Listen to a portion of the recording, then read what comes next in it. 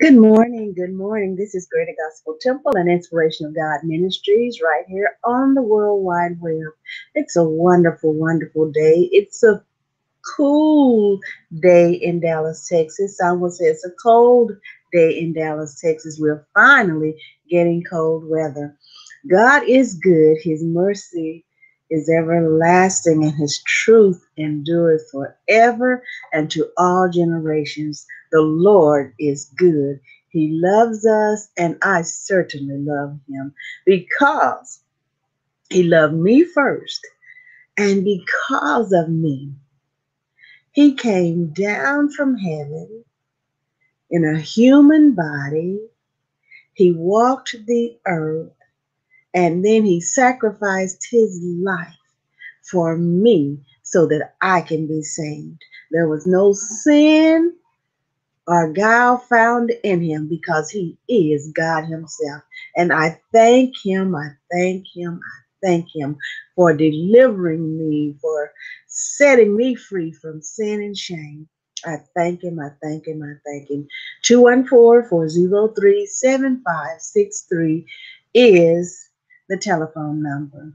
ggtchurch66 at yahoo.com is the email address. We'll go into our lesson here, our Sunday school lesson, and it is entitled Despite Deception, God Keeps His Promise. Despite deception, God keeps His promise, and He certainly does, because if He didn't, man, we would all be in a fix. I am so thankful to God. Let me get right into the lesson. I'm going to read the King James Version of the scripture. And Rebekah heard when Isaac spake to Esau his son, and Esau went to the field to hunt for venison and to bring it. And Rebekah spake unto Jacob her son, saying, Behold, I heard thy father speak unto Esau thy brother, saying, Bring me venison, and make me savory meat, that I may eat, and bless thee before the Lord before my death. Now therefore, my son, obey my voice according to that which I command thee, excuse me. Go now to the flock, and fetch me from thence two good kids of the goats, and I will make them savory meat for thy father, such as he loveth. And thou shalt bring it to thy father, that he may eat, and that he may bless thee before his death. And he came unto his father and said, My father. And he said, Here am I. Who art thou, my son? And Jacob said unto his father, I am Esau, thy firstborn son. I am Esau, thy firstborn. I have done according as thou badest me. Arise, I pray thee, sit and eat of my venison, that thy soul may bless me. And Isaac said unto his son, How is it that thou hast found it so quickly, my son? And he said, Because the Lord thy God brought it to me. And Isaac said unto Jacob, Come near, I pray thee, that I may feel thee, my son, whether thou be my very son Esau or not. And Jacob went near unto Isaac his father, and he felt him and said, The voice is Jacob's voice, but the hands are the hands of Esau. And he discerned him not, because his hands were hairy as his brother Esau's hands. So he blessed him. And he said, Art thou my very son Esau? And he said, I am. And he said, Bring it near to me, and I will eat of my son's venison, that my soul may bless thee. And he brought it near to him, and he did eat, and he brought him wine, and he drank. And his father Isaac said unto him, Come near now, and kiss me, my son. And he came near and kissed him, and he smelled the smell of his raiment, and blessed him, and said, See, the smell of my son is as the smell of a field which the Lord hath blessed. Therefore, God give thee of the dew of heaven, and the fatness of the earth, and plenty of corn and wine. Let people serve thee, and nations bow down to thee. Be Lord over thy brethren, and let thy mother's sons bow down to thee. Cursed be every one that curseth thee, and blessed be he that blesseth thee. My goodness, he got that blessing instead of his brother. Now we'll go into the lesson, and of course, the topic is again, despite deceptions, God keeps his promises. Despite deceptions, God keeps his promises. Genesis, the 27th chapter, the 5th through the 10th verses, and then the 18th through the 29th verses. And we'll go right into the commentary, and I'm going to set this font a little larger. Let me see, set this font up. I'm glad I didn't close it out while I was dealing with this. Okay, we will go now to, I think I'll go 175. That's good. That is really good. Now, because Isaac was almost blind and thought he was dying, he told Esau he wanted to give him the blessing that belonged to the firstborn son. It seems unthinkable that he did not know about or believe Rebekah after the Lord told her that the older son would serve the younger son. And that's Genesis 25th chapter and the 23rd verse. The Lord's words indicated that Jacob would receive Isaac's blessing instead of Esau. The Bible does not tell us how often they discuss the meaning of the Lord's words or to her. The Bible does not tell us how often they discussed the meaning of the Lord's words to her and what Isaac should do about what the Lord had told her.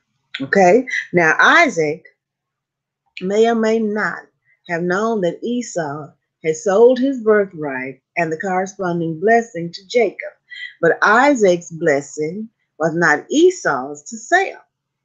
Now, in any event, Isaac asked Esau to bring him a dinner of wild game to eat before he blessed him. Now, hearing this conversation, Rebekah took the matter into her own hands. Despite what Rebekah or Isaac did, the Lord achieved what he had foretold Rebekah. Now, did you get that? Despite what Rebekah or Isaac did, the Lord achieved what he had foretold Rebekah. Rebekah decided that she would do all she could to ensure that what the Lord had revealed to her about Jacob would be fulfilled. Rebekah's goal, purpose, or end may have been worthy, that the Lord's will be done, but the means and methods she chose were sinful and wrong. In Christian ethics, the end does not justify the means. A good goal will not make the wrong means and methods right. That's good. A good goal will not make the wrong means and methods right. That's one to keep in our minds. Furthermore, she involved her son in her deceptive, sinful behavior, but perhaps to honor his mother. Jacob did what was wrong in obedience to her. The Bible does not tell children to honor and obey their parents by doing wrong when their parents tell them to sin. Isaac loved Esau because of the gain he brought him. If he had consulted the Lord or believed his wife and chose to ignore God's will to uphold tradition and bless the son he loved for his good food, he put his stomach before his head and obedience to the Lord. The blessing was to be official because the Lord was to hear the blessing. The blessing could not be retracted once Isaac gave it. The blessing involved what Isaac hoped the Lord would do for his son, and God did do what Isaac asked in his blessing, but the blessing went to Jacob instead of Esau. Now, Rebekah wanted Jacob to impersonate Esau and pretend to have done what Isaac had requested of Esau. When Jacob objected, he did not object on the basis that what she wanted him to do was dishonest and deceptive. All right? He objected on the basis that Isaac might catch him in the deception, but Rebekah said that if he did catch Jacob in the deception, that the curse would fall upon her and not on him. She truly loved Jacob and wanted the blessing for her son according to the Lord's promise to her. Now, in some sense of a curse, or excuse me, in some sense, a curse did fall up on her after Jacob received Isaac's blessing. For after she and Isaac sent Jacob away to find a wife, she never saw Jacob again. Wow. Rebekah decided that she would prepare 2 goats, perhaps choosing the best parts of each one, in a tasty way that would make Isaac believe it was wild game that he was eating. So, one of her lies involved fake food. We do not know if she had prayed before she began her deceptive ways, but it is not likely. Now, remember, this is a commentary. All right? All right. Now, if she had prayed, the Lord could have shown her the right way to change Isaac's mind and bless Jacob instead of Esau, or the Lord would have changed Isaac's heart and mind in answer to her prayers according to the will of the Lord as he foretold her. And we have to remember now, the Lord's will be done. All right? The Lord's will be done in whatever way he allows it to happen. It will be done, or he chooses it to happen. It will be done. The will of the Lord will be done. Okay, I just thought I'd put that in there. She prepared Jacob's hands and neck to be hairy using skins from the goats he brought her. Perhaps that is why she chose goat's skin instead of sheep's wool. She dressed Jacob in Esau's best clothes and gave him the food to take to Isaac before Esau returned. Because Jacob received the Lord's blessing, even though his mother and he deceived Isaac, indicates that the Lord can use human evil and sin and overrule evil deeds to achieve his good purposes without doing evil or approving evil. And you see that coincides with the will of the Lord will be done in whatever way. The will of the Lord will be done. The Lord achieved what he told Rebekah would be done without approving their evil means. Indeed, both Rebekah and Jacob suffered different ways because of the sins they committed. They were separated, never to see each other again in his life. My. So having then prepared to go to his father with his dinner, Jacob went and called to his father, and Isaac replied that the person must be his son because he had called him my father. However, even though the voice was that of Jacob, Isaac asked him, "Who is it?" At any point along the way of this deception, the Lord could have intervened and stopped the deception.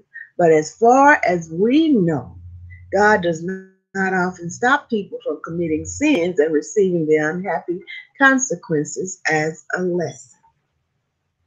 Now, Jacob lied when he claimed to be Esau, and he compounded the lie when he claimed to be Isaac's firstborn son. He also did not know what Isaac had told Esau to do. He did what his mother told him to do. He lied when he said his prepared goat was game.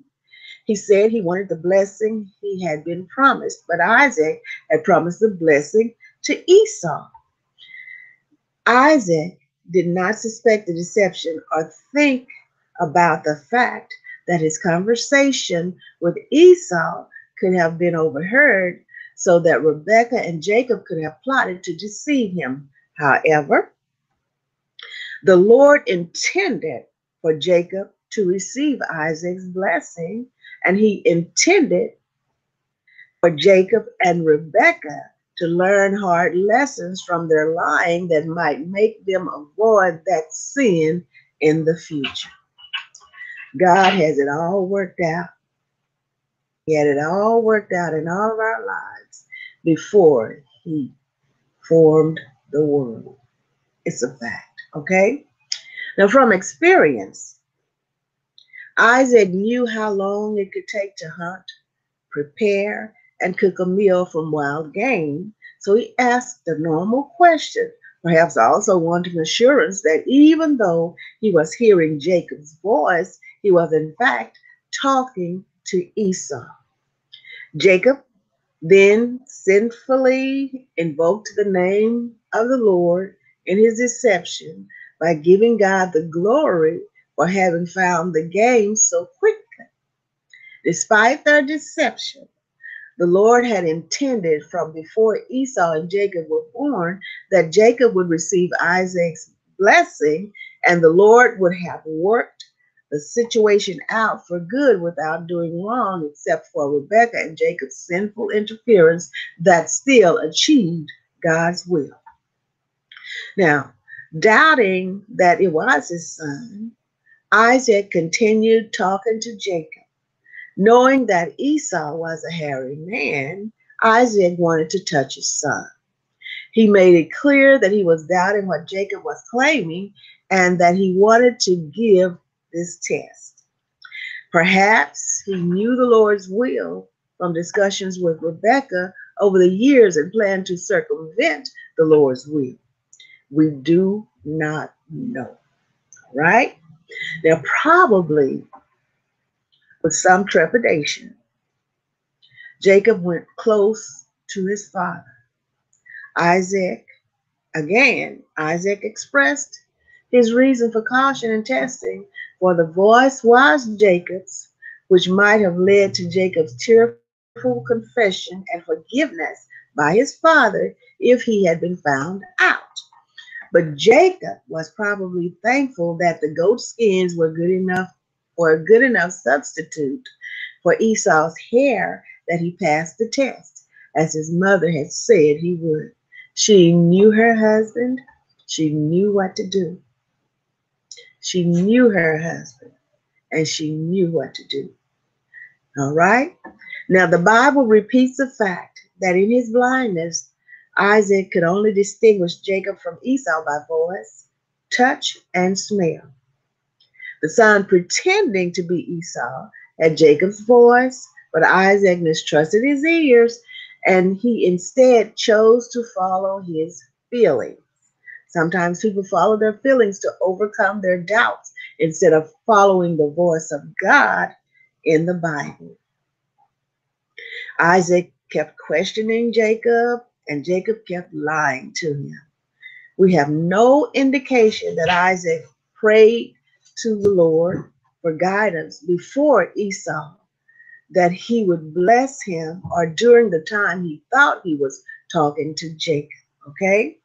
He surely would have known the Lord's will from having talked to Rebekah before Esau and Jacob were born, but it seems he never prayed to the Lord for guidance in how to achieve the revealed will of God. If he had prayed to the Lord, his family situation would have ended differently. Now, I want to stress again, the will of the Lord will be done, okay? The will of the Lord will be done. All right. Now, as he ate and drank, Isaac had the opportunity to continue thinking about whether or not the voice he heard each time he talked to him was Jacob's or Esau's voice.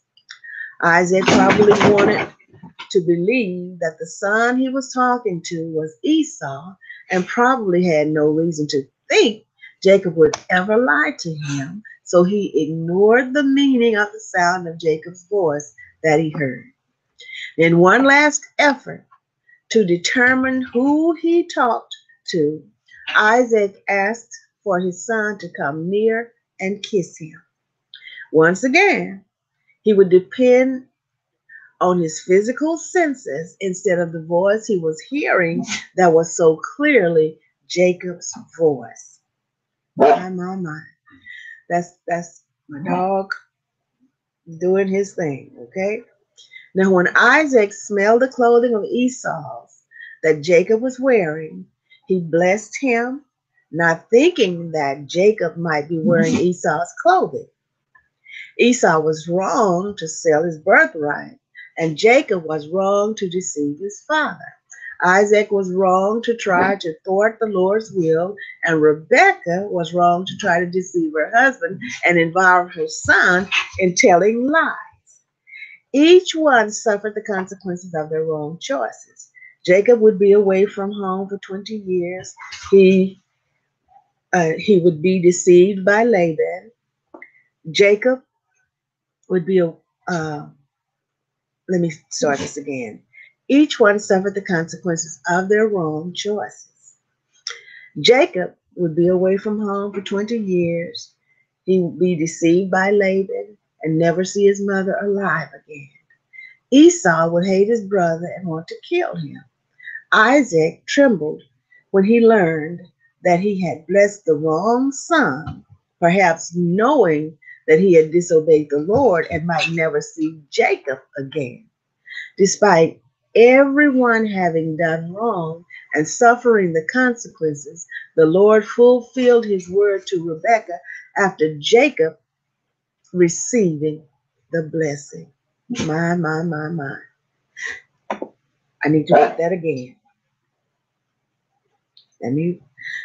The Lord fulfilled his word to Rebekah about Jacob receiving the blessing. Isaac's blessing of Jacob included receiving many worldly blessings from the Lord, including all that would give him an abundant produce from the land. Jacob would have all he and his family needed to eat and drink as the Lord provided good farmland and water for his crops.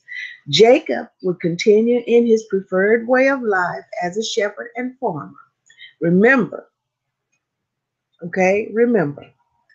Esau enjoyed hunting, wild game, not staying at home, so the blessing was more fitting for Jacob than Esau. Esau would not have been a good head of the family. With Rebekah's help over the years, Jacob had prepared himself to care for the family in the future, but he was not given that opportunity for 20 years, and Rebekah died before he returned from Haran. Jacob would be Lord over his brother and nations. Nations bowed to the descendants of Jacob, which happened in the reigns of King David and King Solomon. After Jesus Christ, a descendant of Jacob, returns, all nations will serve him, and all peoples will bow down to him. Later, Paul wrote, "Bless those who persecute you, bless and do not curse." That's Romans, the 12th chapter and the 14th verse. All those who bless Jesus Christ as their Lord and Savior will be blessed. All those who listen to and believe the Bible will be blessed. Many blessings to you. Despite deceptions, God keeps his promises. Whatever promise God has made to you, He will keep that promise.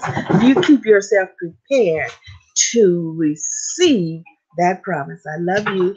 This is Greater Gospel Temple and Inspiration of God Ministries right here on the World Wide Web, 214-403-7563, GGT Church 66 at yahoo.com.